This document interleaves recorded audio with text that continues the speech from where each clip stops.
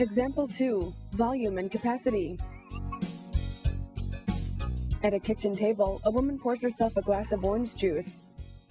After you pour a glass of juice, the space that the juice takes up in the glass is called volume.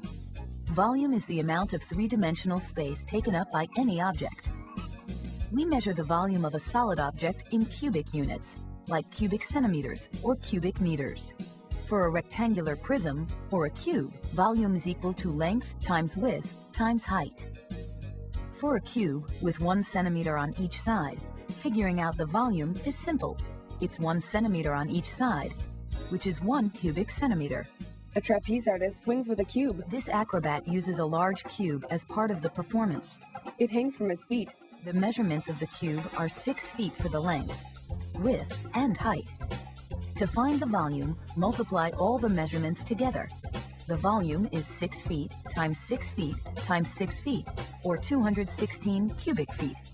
This is how many cubes 1 foot on a side would fit inside the larger cube. Blue wax bubbles. Hot wax used to make crayons.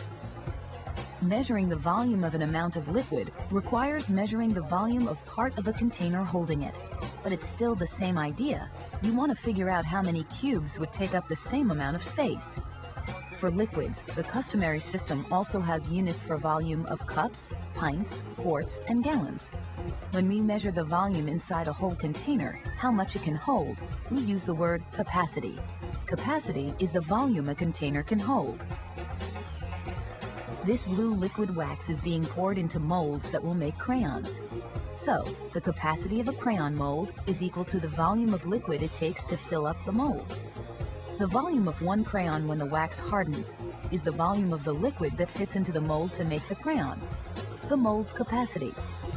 For each standard crayon, it's about 4.3 cubic centimeters. A woman packages finished crayons.